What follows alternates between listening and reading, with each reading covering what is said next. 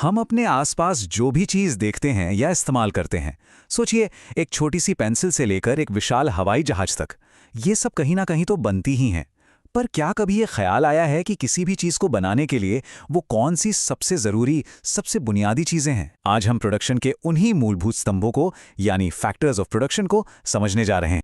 देखिए, ये सवाल सिर्फ कपड़ों या फोन तक सीमित नहीं है।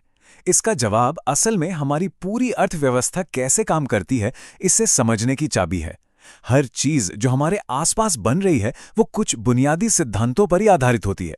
तो चलिए आज उन सिद्धांतों की गहराई में उतरते हैं। प्रोडक्शन का स्केल कितना भी बड़ा या छोटा हो सकता है। जरा सोचिए, एक तरफ हाथ से बनी एक साधारण सी लकड़ी की नाव है और दूसरी तरफ एक बेहद कॉम्प्लेक्स सैटेलाइट जिसे अंतरिक्ष में भेजा जाना है। हैं तो दोनों ही प्रोडक्शन के उदाहरण, लेकिन इन्हें बनाने के तरीके और जरूरी चीजों में जमीन आसमान का फर्क है ना?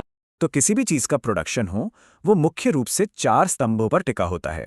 अगर इन्हें समझ लिया तो समझिए कि हमारी आधुनिक दुनिया की अर्थव्यवस्था का एक बड़ा हिस्सा समझ लिया। तो चलिए एक एक करके जानते हैं कि ये 4 मौलिक कारक आखिर हैं क्या। चलिए शुरुआत करते हैं प्रोडक्शन के सबसे पहले और सबसे मूलभूत कारकों से। ये वो शुरुआती चीजें हैं जिनके बिना किसी भी निर्माण की प्रक्रिया शुरू ही नहीं हो सकती।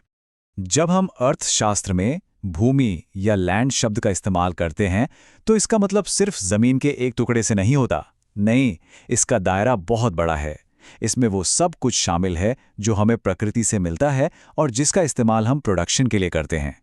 इसे एक उदाहरण से समझते हैं। मान लीजिए खेती करनी है तो उसके लिए सिर्फ जमीन का टुकड़ा काफी नहीं है ना?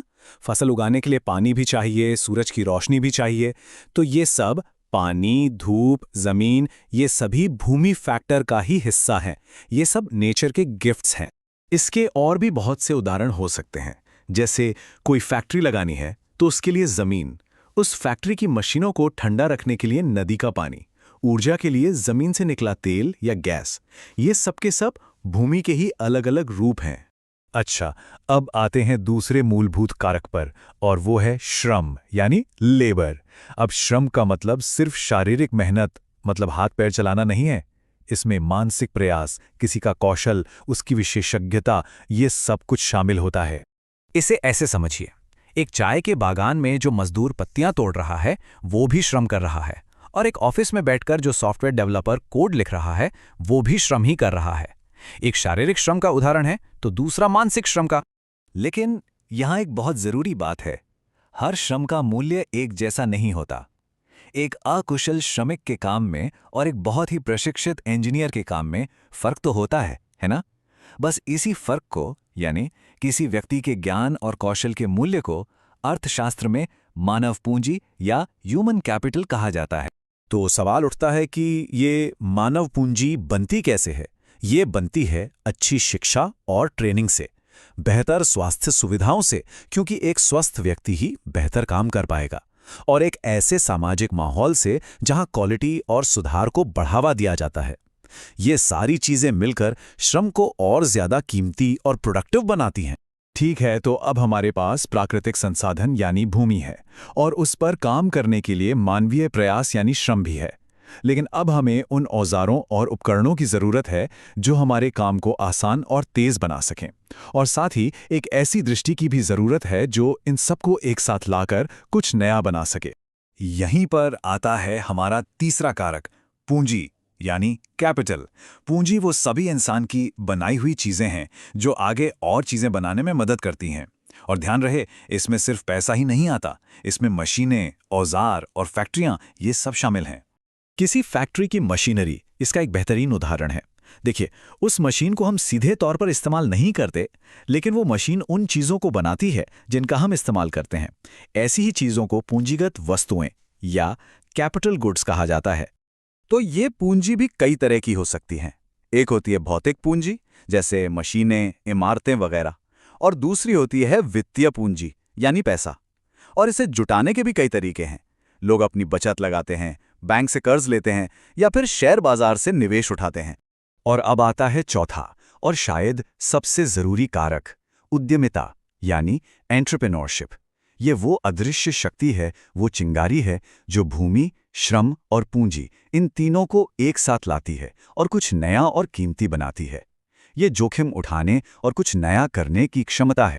एक उद्यमी सिर्फ एक बिजनेस का मालिक नहीं होता, वो बाजार में किसी अवसर को पहचानता है, फिर भूमि, श्रम और पूंजी जैसे सभी जरूरी संसाधनों को जुटाता है, अपना पैसा और समय लगाकर जोखिम उठाता है और आखिरकार समाज के लिए कुछ नया बनाने की कोशिश करता है। हमारे देश में इसके एक आदर्श उदाहरण है महान उद्योगपति जे.आर.डी. टाटा। वो इस भावना में दृढ़ विश्वास रखते थे कि किसी भी बिजनेस की जिम्मेदारी सिर्फ मुनाफा कमाना नहीं है, बल्कि समाज की बेहतरी में योगदान देना भी है। तो हमने 4 मुख्य कारकों को समझ लिया है, लेकिन एक ऐसी चीज है जो इन सभी की ताकत को, इनकी प्रभावशीलता को कई गुना बढ़ा सकती है। ये एक असली गेम चेंजर है। हम बात कर रहे हैं प्रौद्योगिकी यानी टेक्नोलॉजी की। टेक्नोलॉजी को अक्सर 5वां कारक नहीं गिना जाता, बल्कि इसे एक शक्तिशाली सहायक या इनेबलर माना जाता है। ये हमें भूमि, श्रम और पूंजी का और भी बेहतर और कुशल तरीके से इस्तेमाल करने में मदद करती है।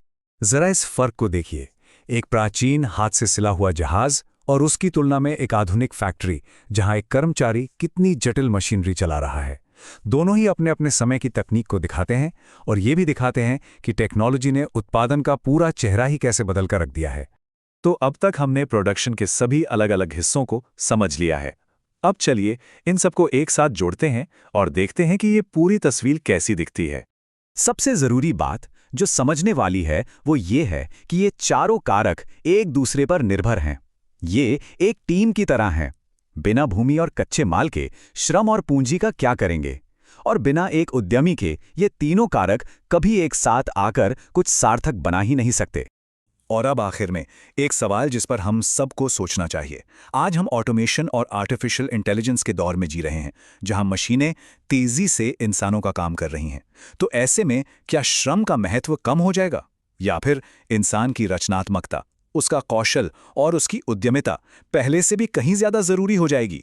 भविष्य का जवाब शायद इसी सवाल में छिपा है।